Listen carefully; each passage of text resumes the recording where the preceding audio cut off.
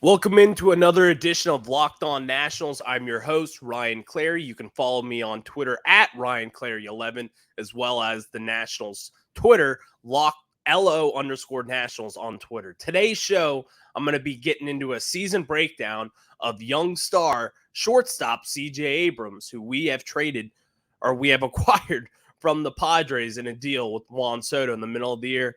And also, I'm going to tell you why it's time to extend CJ Abrams right after this.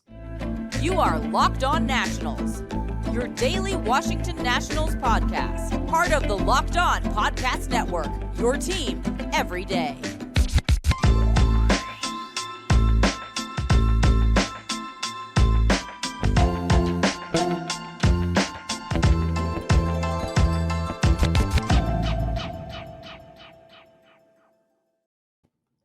Thank you guys for making Locked On Nationals your first listen every day. We are free and available wherever you get your podcasts. And so for people who really aren't minor league prospect heads like I am myself, and who really pays attention to the farm systems that's where you see the stars at a young age. That's where you see them really develop and kind of take those characteristics that made them special and they turn them to even greater strength and that lead them down a different path. Maybe become something different than what we thought they were. So CJ Abrams, he was the 6th overall pick in the 2019 draft out of high school for the San Diego Padres. And this was someone that when they drafted him, they expected him to play a big role in this organization, kind of tag along in the middle of the infield with Fernando Tatis Jr. And honestly, I think if you look at it from top of the surface, CJ Abrams is as good as a shortstop as Fernando Tatis in the field. Tatis makes all the sexy plays, but I think truly the more natural shortstop between the two probably would have been CJ Abrams when it's all said and done. Obviously, they weren't going to take away that position from Tatis, but when you look at it from just as someone I'm not a scout or anything, but I pay attention, and CJ Abrams is kind of a more natural body fit, 6'2", 190. He's someone that he's flexible in a sense to where he can make all the athletic plays, as can Tatis. This is not a knock on Tatis. This is more so an endorsement of Abrams and what he can do in the field compared to what Tatis makes amazing plays. No one's saying that he doesn't. But I think Abrams was a more natural fit at shortstop between the two. And then you really have Manny Machado, who could also play shortstop as well. So they really have 3 shortstops that would have taken up second base, shortstop, and third base. Now, that's no guarantees that CJ Abrams would have been a starter this year when he opened up on the Padres roster because Tatis was hurt. Tatis was hurt for the first few months, and we all know he eventually got suspended for the rest of the year right after the trade deadline for testing positive for some sort of steroid. And, hey, that's what happens, man. You get popped for steroids, you have to pay the price. It is what it is. But that's not here what I'm talking about today. That's not what I want to talk about. What I want to talk about is CJ Abrams and the development that he has going forward, and most specifically, this 2022 season and what we saw from him for your Washington Nationals. CJ Abrams entering this year on the opening day roster, on the opening day lineup card. He was there. Tatis wasn't. Tatis was hurt. He had some offseason issues that he had to deal with. CJ Abrams stepped in and filled that void immediately. And in doing that, he did a perfectly fine job in my mind. This is someone who had a lot of pressure, top 10 pick in the 2019 draft out of high school, coming into a team that's ready to win right now. That's what they're built to do. They're ready to build and win a World Series in 2022. That's what these moves have been all about right now. They're ready to win this year. So CJ Abrams had a lot of pressure on his hands. This isn't coming into a team in the beginning of this season to where you're going to be losing 80 to 90 games. You don't really have a shot in the postseason. This is a team that needs you to sprint with them. He couldn't walk before he could run. They told him to run. Run right away. There is no slow getting ready and having a slow start, holding the team back at a very important position. There was none of that for CJ Abrams. immediately get out there. You're the shortstop right now, and you got to keep this team afloat and be the captain of that defense when you have Joe Musgrove on the mound or whoever it may be. Mackenzie Gore, even at the beginning of the year. You're the captain of that team at shortstop. Make it work, man. And you know what? CJ Abrams, he didn't do that bad for what he was given. Really. If you look at his numbers in San Diego, he wasn't lighting it up, but he certainly wasn't stinking it up either. It's a lot of pressure on the kid. And you got to think about it this way. How many games has he played over the last few years? 2020 season. His first full season as a minor leaguer was cut short because of the pandemic. He had no time to prepare. This is someone, as we sit here today, has still only played 115 games in the minor leagues. It's not even good for a full season yet. And he was drafted in 2019. Had half of the 2019 season play some games down in the rookie league. 2020, taken away. You're down at the spring training facility, wherever that is in Arizona. 2021, boom, hit the ground running. You're now in the minor leagues. And guess what? You're going to be on the opening day lineup for your San Diego Padres. And oh my gosh, all right, kid, you ready? You just got drafted. You're young. Get out there. You're the opening day shortstop. They put a lot on this kid. Really. I mean, just look at it. No one's lying to you.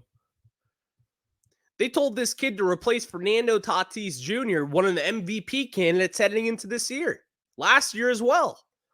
One of the brightest stars in this game. He had to walk in and replace and get ready to win this year, right now, in only a limited action in the developing after high school. If you're listening, you probably played high school baseball as well, as I did. Now, you tell me the difference between high school pitching. I don't care where you played. I don't care where you're from. High school pitching is different compared to when you enter even a rookie level of the minor leagues, low A, single, whatever it may be. It's different. It's not even close to the same. Not even close, and I don't care what division you're playing in. So out of high school, he's getting ready to go in the pros already. I mean, just 2 years removed after hitting high school pitchers, or really 3 years, I guess, at this point. He was hitting majors in only 112 games. That's insane. Only 114 games 114 games between high school ball, where you have a kid throwing 75-mile-per-hour fastballs down the middle, compared to when you're facing Framber Valdez, who's throwing high 90s with the nasty splitter, or whoever the pitcher may be. That's what he's dealing with right now. And then on top of that, you're replacing one of the game's brightest shortstops. Like I said earlier, this is just something that to where you don't really think about, but how much pressure do you think was on this young 21-year-old's mind heading into this season, knowing that he's going to have to step up in a time where he didn't really think that he was going to need to step up? He kind of worked his way through the minors. He had success really all levels. He was great. The teammates love him. He was hitting well, getting on base, stealing bags, making plays at shortstop. But he wasn't expecting to do this in the majors at this early. This is someone who's been rushed through. And it's unfortunate because no one really thinks about that. And they would rather just look at the numbers and the box scores of what he did for this year. Because if you just look at the numbers, then you'd think about it and be like, he was fine. Not great, nothing special. But think about it. This is a kid that jumped to the majors in kind of an unfair way, to where he missed a full year of development in the minors, collaborating with his buddies, getting better, getting coached up. No one can tell me that this, whatever he was during the COVID year, was the same as a full season in the minors, developing, growing, learning from mistakes. It's not the same. You can say what you want, but it's not the same, and it will never be the same. And so my whole point with this is that look beyond the box score into what this kid had to endure with this Nationals team. Because I can tell you, once he got his feet wet in the majors, he really started to make a splash, and you're starting to see why this kid was a top 10 pick and who was thought on to be a top 15 MLB prospect when he made the jump to the majors. He's no joke, guys. This is a real deal MLB prospect who could be a star or a superstar someday. And so here, I'll have all these stats up for you because I am a numbers nerd and I like to look at it. But it still doesn't really make me feel satisfied because when I look at these numbers, I'm like, he was better than this. And he had situations to where that was just out of his control, kind of like everyone else's with the COVID year. You have to look past that because, it just wasn't fair and it's fine. But before we get into numbers, I want to share with you guys why betonline.net is your number one source for football betting info this season. Find all the latest player developments, team matchups, news, podcasts, and in-depth articles and analysis every game you can find. And as always, BetOnline remains your continued source for all your sport wagering information with live betting and up-to-the-minute scores for every sport out there. The fastest and easiest way to check in on all your favorite games and events, including MLB, MMA, boxing, and golf. Head to betonline.net or use your mobile device to learn more. BetOnline, where the game starts. And also, just a little heads up, I want to kind of show you guys what I do with BetOnline. Thursday night football is coming up. I just Google betonline.net, see what their experts are picking, and I just tail them every time. Free money. Not literally free money, but they win a lot, and the numbers are there, and they'll show you everything that they tell you is legit, and I listen to them. It's like my sports betting Bible. So let's get into the numbers for CJ Abrams, who, again, was impressive this year, in my mind. After all the reasons that I stated why he was impressive, without stating the numbers, all the things he had to go through, all the expectations that he had placed on him. Because if you started off the year with the 2022 Nationals, then it's a little different than jumping on with the Padres. And the reason why that's different is because that team was ready to win this year. That's built to win right now. And as a 21-year-old, you're getting thrown into it. And, you weren't really expecting this. You weren't really expecting to be on the 2022 opening day lineup. And pardon me if I'm wrong. Maybe you think he was. But I think it's pretty simple. Why would they have him? They didn't really need him at this point. They have guys. And so let's look at the numbers here. He started off with the Padres this year, just looking at the box score or the season stats. In 46 games, he had a .232 batting average with 285 on-base percentage. Slugging percentage was at a .320 and finished with a .605 OPS. Now, that's not anything special. As we know, that's not good. It's not good at all. He was not taking any walks, only took 4 walks in 46 games compared to 27 strikeouts, which isn't that many strikeouts, by the way. For the record, 27 strikeouts in 46 games for a 21-year-old is not bad at all. In fact, I'll take that. It's not amazing. It's not like this is something that really sticks out to me. But when you're a 21-year-old, and for all the reasons why I listed, why you probably shouldn't have started in the majors to begin with this year, that's pretty damn good. Pretty damn good. The walks are a problem. He's going to have better pitch recognition moving forward. And that's something that I know that he knows. And, it's no secret. It's no secret to him. It's no secret to the Nationals as to why. But I think it's going to be something that he will improve on, and it's probably going to be a focal point for this offseason is pitch recognition. And it's easy to say that because we were spoiled with Juan Soto and the eye that he had. I mean, no one else touches him. No one. Juan Soto is the best eye in baseball, in my mind, and one of the best eyes that I've ever seen. And he had that immediately from day one when he was called up to the majors. He had that, and that was just one of the things that made him great. So I don't expect that for CJ Abrams at this point. Not everyone's going to be Juan Soto, and you're just going to get in the majors as a teenager and dominate. That's not what this is. And as you can see, only 4 walks is not good. Now, is that, maybe is he not getting some close calls? That's just some, when you're a rookie, a lot of people like to think that when there's a close call on a strike 2 pitch, are you going to get that, or is it going to go to the veteran pitcher? Who knows? I know a lot of people speculate that the rookies tend to get the brunt force of calls, and I tend to agree with that. I think that's the case. It's just, it is what it is. You'll never fix that. But still, 4 base on balls is not great. And that's not something to be really particularly proud of. And then now to look at the Nationals and what he did with us in 44 games, to kind of hit on what we've already hit on with the Padres. Here, in 163 plate appearances, which is more than what he had in San Diego, he had 1 walk. That's not good enough. Like, I'll be honest. I'm on the CJ Abrams train. I'm going to get into why the Nationals should extend him immediately. But that's not good enough. It's just not. You have to be more selective with your pitches. I'm not saying he's going to be chasing all these outside the zone pitches and he's not going to be taking his balls, but he's got to be more patient, He has to be. Because what this tells me is that he's an impatient hitter at the plate right now.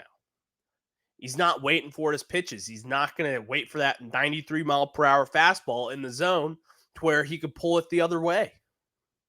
He's not going to be sitting on that curveball to where you can make some damage with it and hopefully get it in some green grass in the outfield. And it's just something that to where once you age on and you've seen these major league pitchers and the growth that they've done over the years, it's something that's going to be one of his skills that he'll have to improve on, certainly. But again, I'm not too concerned with it as of right now because we don't need him to run. We need him to walk, and then he can run. And that's really the whole point of this. With this team, you don't have to play your best day in and day out. Obviously, you're going to have to give your effort day in and day out. Not saying that, but they're not going to be grilling you if you swing at a ball on a 2-2 count to where that would have given you a full count, and then who would have known what happened next? Who would have known? It's just, we don't need him to win this second. We need him to learn this second. That's what we need him to do. And Davey Martinez did a great job of that this year, giving him the ropes, and he was going to play. And that's what he did. He was like, hey, man, you're the shortstop. Go take it. This is your job. Learn on the job. Do what you do, man. Be comfortable out there. We don't need you to win right now. We need you to learn. He never came out and said that, but that's what they're thinking. That's the whole process behind this, that we don't need you to run, man. You're not in San Diego. We're not winning the World Series this year. We're not making the playoffs this year. We're not even making a run at it. Go out there, have fun, and learn. That's what you need to do. Develop. Get better. Learn something new every day. Sit next to Nelson Cruz and pick his brain. Pick whoever's brain. Pick all the vets that we have. As we know, we have a little too many older guys on this team. Pick one of their brains. Learn from them. That's kind of what this year was about. But really, what I want to get into is once CJ Abrams got his feet wet in the major leagues, I'm not going to say he was dominant, but he made his name known for it. People around the league were kind of turning their heads over, like looking at CJ Abrams like, ooh, wow, this kid, he's got something. He's got a little swagger to his game, too. I like this kid. He's making web gem plays over at shortstop, robbing Phillies for base hits, Braves, name them, he was robbing them. He was doing a damn good job at it, too. And then guess what? On top of that, he starts to hit. In the last month of the season, once he gets settled into Washington, 2 weeks in the majors already, he was starting to hit, man. And it was legit. I have it right here in the final month, September, he batted a whopping, or actually September all the way through October 4th, he batted a whopping 303 with, again, a 309 on-base percentage, a 395 slugging percentage, good for a 704 on-base plus slugging. Now, again, that's nothing crazy, but for a 21-year-old who was traded for Juan Soto midseason, starting at shortstop every day, getting his reps in, getting adjusted to the new climate in DC. It's not 70 and perfect like San Diego. When he got here in August, it was 95 degrees with 80% humidity. It was ugly. It was disgusting out. But he made the most of his opportunities, and that's something to be proud of. Like I said, 300 is an awesome batting average, but I'm one of those guys, I look beyond that, and on-base plus slugging is my stat that I really want to hone in on. And a 704 OPS is not great. It's good especially for where he started at and the growth that it took to get there. I thought that last month was encouraging as hell, and that was something that I wanted to see. And that's why, to put a bow on this whole episode, I want to finish with this. Seeing that last month has now made me want to re-sign, or not re-sign, is made me want to extend CJ Abrams, and we're ready for that at this moment. And I'm going to tell you that why right now. Now, yesterday, the Braves locked up yet another one of their young studs with pitcher Spencer Strider signing through 2029. And oh my God, guys, here's the list of the guys that they have right now who are locked up for years to come for this team. And it's sad. Austin Riley signed through 2023 or 2033. Oh my God. Michael Harris II, their young rookie, signed through 2032. Matt Olson, 2030. Spencer Strider, 2029. Ronald Acuna Jr., 2028. Vaughn Grissom, who hasn't had an extension yet, still a rookie, signed through 2028. Ozzie Albies signed through 2027.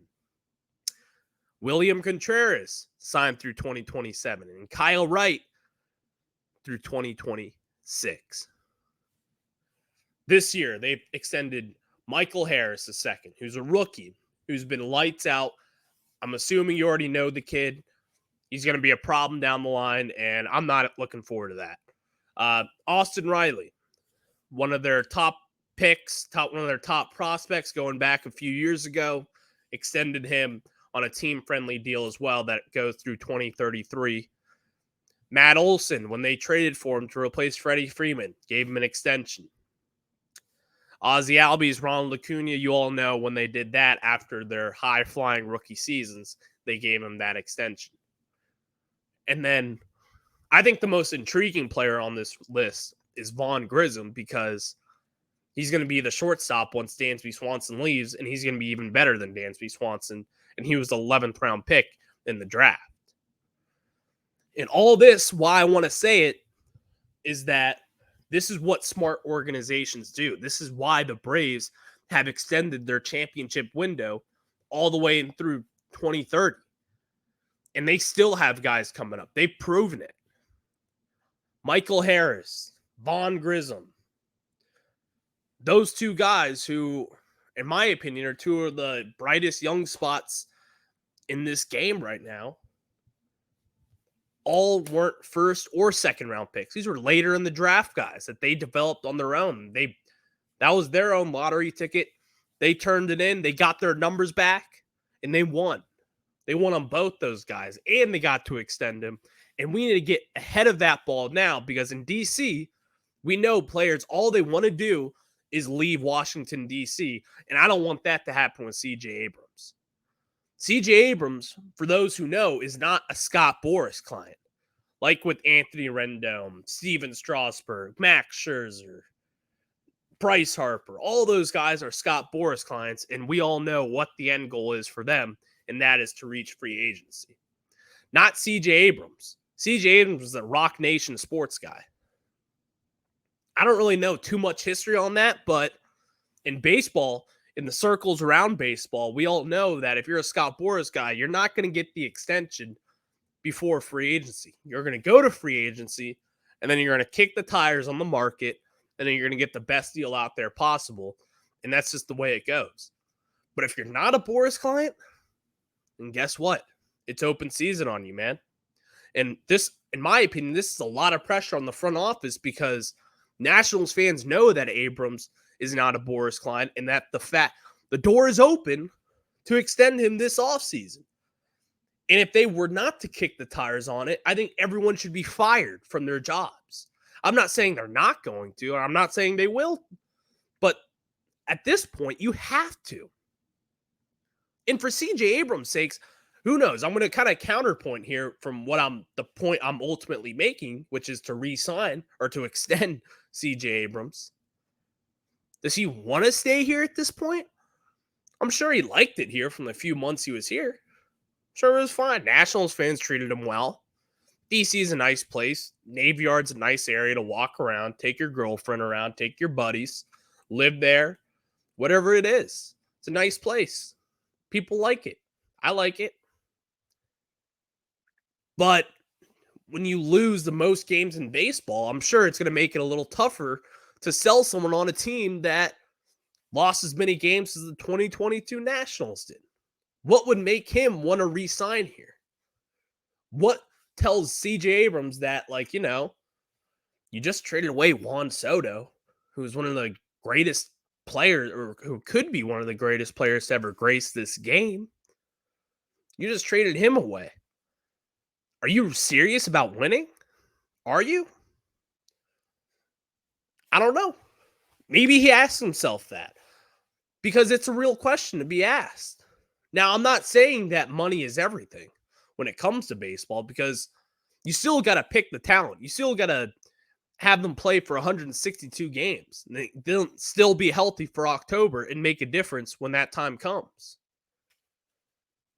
But we've traded away our players, our superstars. We've let them walk out the door. The time to not do that and to send a message to the fans is right now with CJ Abrams. You have to get this extension done this offseason before, if he breaks out next year and improves that OPS to a whopping 800 plus maybe, he's going to be gone. There's going to be no negotiation to be had. The time to extend him is now because this window is short for extensions. Because really, once you already prove that you can do it fully, then you're going to want to hit free agency and start a bidding war because that's just how natural it is to where, when you're a free agent in 2027, you're going to want a bidding war with another team. Who knows if the Dodgers want you, the Yankees want you. Name that team. Name that team that's willing to spend money, and you know who you are. You know the talents that you bring to the table. It's going to be tough to be like, hey, I don't want to sign this extension in 2025. I've proven enough to where when I go to free agency, there's going to be a bidding war for me and people will have interest in me. So the time is now when you're really kind of an unproven guy at this point. He's close to being proven in my mind, but at where we sit here on October 11th, 2022, he's unproven. So this is the time now to make this extension offer to try and make CJ Abrams a National for the rest of his career, or actually not for the rest of his career, at least through 2033. Something like that. Lock him up. Give the fan base something that they want, someone that they can call ours for the next decade, something we haven't really been able to do since Ryan Zimmerman. Obviously, it was only a year ago since he retired. But still, the time is now, and the learners need to show something to the fan base. They've been very unpopular since 2019 across DC. And when people found out the news that they're looking to sell the team, people were thrilled. Well, give us one last gift, learner family, and extend CJ Abrams and get this ball rolling and give us one last prize and one last lollipop for these good fans that have stayed loyal to you guys and want to see a winner ultimately. All right, guys. Postseason baseball is here. Thank you for tuning in today to Locked On Nationals, which was your first listen today. Now make your second listen to Locked On MLB podcast. MLB expert Paul Francis Sullivan brings humor, passion, and unique perspective on every team and the biggest stories around the league. Follow the #1 daily league-wide podcast, Locked On MLB, on the Odyssey app, YouTube, and wherever you get your podcasts. Thank you guys for tuning in on today's CJ Abrams 2022 season breakdown. The time is to extend CJ was not today, it was yesterday. So let's make it happen, and let's get our future shortstop locked up for the foreseeable future and make Nationals fans happy. All right, everybody, you have a good day, and I'll talk to you tomorrow. Go Nats.